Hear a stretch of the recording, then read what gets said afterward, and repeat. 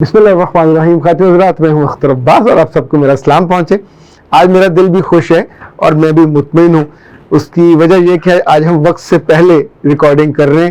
وہ جو at 11th hour ہوتا ہے نا کہ آپ بھاگم بھاگ آئے اور آ کے پھر لشٹم پشٹم بیٹھ کے ریکارڈنگ کرتے ہیں. پچھلے 2-3 روز کافی بیزی تھے. انفیکٹ جو ہمارا آفس ہے اس کے 2nd فلور کی چھت پہ ٹائلیں لگ رہی تھی اور میں وہاں موجود تھا. تو انفیکٹ گرمی میں اور دھوپ میں کھڑے ہونے کی وجہ سے جو حسن تھا وہ کافی متاثر ہوا.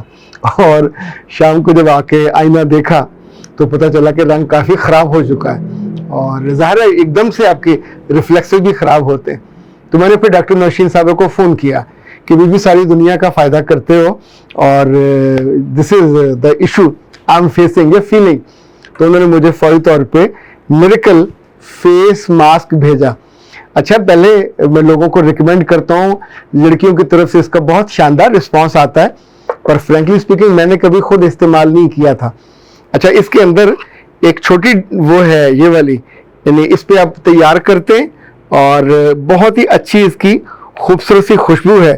میں تو حیران ہوا. اس کے اندر پرزرو کرنے والا وہ ایک خاص میڈیسن سی ہوتی ہے، وہ بھی اس کے اندر ڈلی ہوئی ہے اور مختلف جو چیزیں اس کے اندر انگریڈینٹس ہیں ان کی بڑی بھینی بھینی سی خوشبو آتی ہے. تو پھر جناب میں نے اس پیالی شیش میں یہ ماسک تیار کیا اور چہرے کو لگایا. 5-6 منٹ لگا کے خود میں اطالہ کا وہ جو پرانا گانا تھا نا، اس ہم آیا ہے، وہ سنتا رہا. اور اس کے بعد جب خشک ہو گیا تو پھر پانی سے، ویسے اس سے بھی اچھی صورت یہ ہوتی ہے کہ آپ گلاب کے عرق سے اس کو صاف کریں. تو صبح اور شام کچھ میں نے بچا لیا. ابھی ریکارڈنگ سے فارغ ہو کے آپ کو پتہ ہے نا کہ مور بڑا خوبصورت ہوتا ہے پر مور کے پاؤں بڑے خراب ہوتے ہیں. تو میرے پیر اتنے خراب تو نہیں ہیں، لیکن میں نے سوچا کہ اب لگے ہاتھوں ان کو کیوں نہ تھوڑا رنگ و روغن ان کا بہتر بنا لیا جائے. زندگی میں کچھ نہ کچھ بہتر کی طرف کرتے رہنا چاہیے. اور لڑکیوں کو میں بطور خاص کہتا ہوتا ہوں، لیکن لڑکوں کو چونکہ جو بے توجہ ہونا ہے اور اپنے آپ کو چھوڑ دینا، یہ کسی طور پہ ریکمینڈیڈ نہیں ہے. جب آپ کو اپنا وجود خود خوبصورت نہیں لگتا، دوسروں کو بھی نہیں لگتا.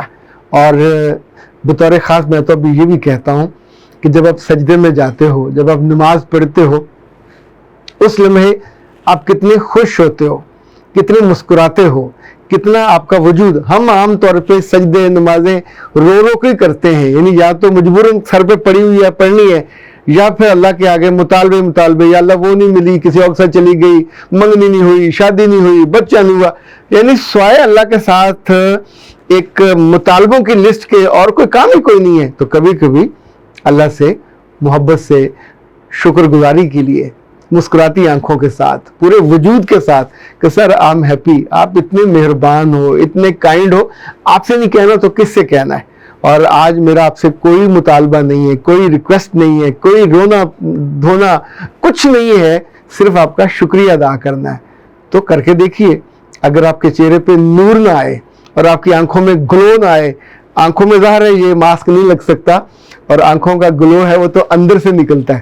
اور جو اندر کی خوشی ہے نا، جیسے تازہ محبت ہوئی ہو، تو ایسے لڑکے اور لڑکیوں کے چہرے پہ عجیب نور ہوتا ہے اور ماؤں کو پتہ چل جاتا ہے. ابے بیچارے بے خبر ہوتے ہیں، ماؤں کو فوراً خبر ہو جاتی ہے کہ کوئی چکر مکر ہے جہاں سے معاملہ ہو رہا ہے.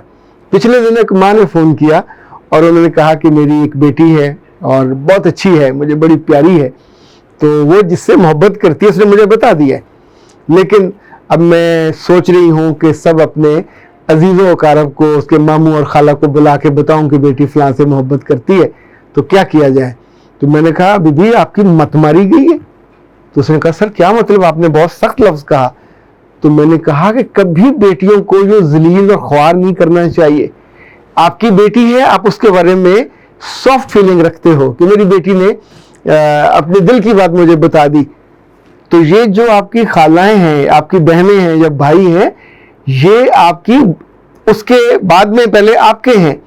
تو یہ تو فوراً ڈنڈے سوٹے لے کے ایسے کھڑے ہو جائیں گے کہ آپا آپ کو شرم نہیں آئی؟ آپ نے خاندان کا نام ڈبو دیا، آپ نے ہمیں کسی کو منہ دکھانے کے، ابھی کچھ بھی نہیں ہوا، کچھ انہیں پتہ بھی نہیں ہے، لیکن ان سب کو ایک ہی ڈکشن آتی ہے، ان سب کو ایک ہی زبان آتی ہے، اور وہ یہ کہ جو ان سے اپنا راز شیئر کرے گا اس کی نقد بے عزتی کرنی ہے۔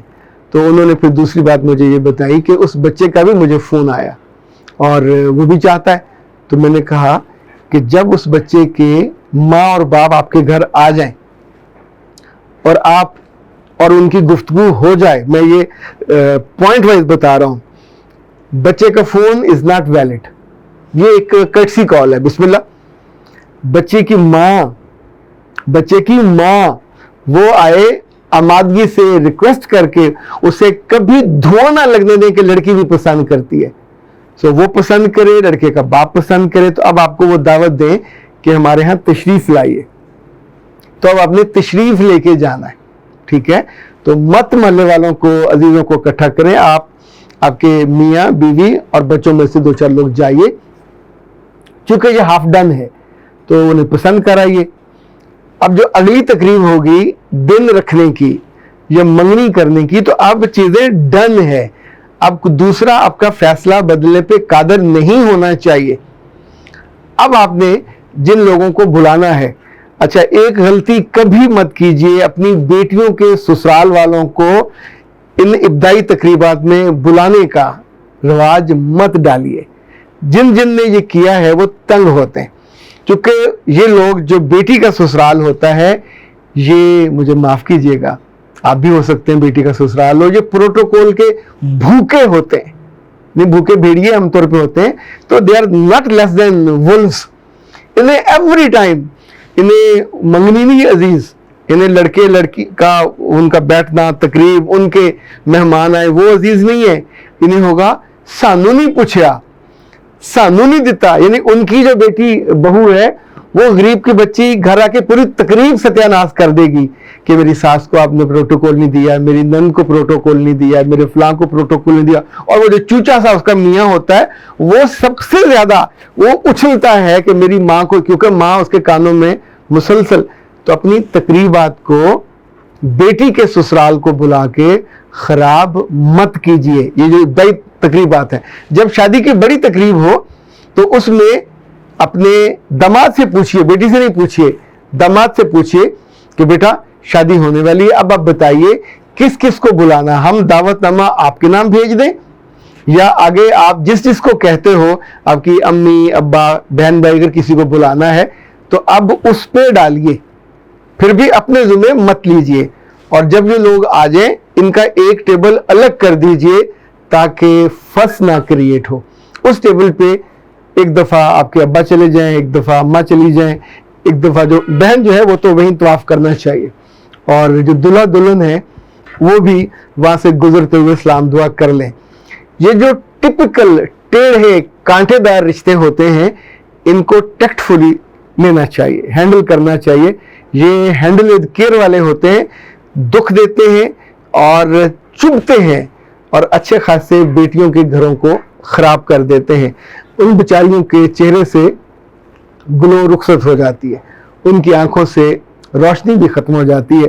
اپنے بہن بھائی کی شادی سے واپسی پہ وہ اتنی بھی خوش نہیں ہوتی جیسے بندہ خوشی سے لڈی ڈال سکے، اور ان کی ساسوں سے جاتے ہوئے پوچھ لیا کریں کہ آپ کے یہاں کیا رواج ہے، ہم تو اپنے مہمانوں کو ایک ڈبہ مٹھائی کا دیتے ہیں، یا جو ان کو آپ دیتے ہیں، اگر وہ کہے کہ میری فلاں کے لیے بھی ایک ڈبہ دے دیں، فلاں کے لیے، تو 1-2 ڈبے ایکسٹرا دیتے ہوئے کوئی مسئلہ نہیں ہے، لیکن ان پروٹوکول کے بھوکوں کا منہ بند ہو سکتا ہے، کیا جا سکتا ہے، بجائے اس کے بعد میں اگلے 6 ماہ آپ پھر خوار ہوتے رہیں، تنگ ہوتے رہیں۔ یہ میں جو آپ سے عرض کر رہا ہوں یہ سفارشات نہیں ہے، یہ آبزرویشنز ہیں، اور ان کی مدد سے ہم نے بہت سارے گھروں کو اور خاص طور پہ بیٹیوں کو خوار ہونے سے بچایا۔ اختر عباس کو دیجیے اجازت۔ السلام علیکم۔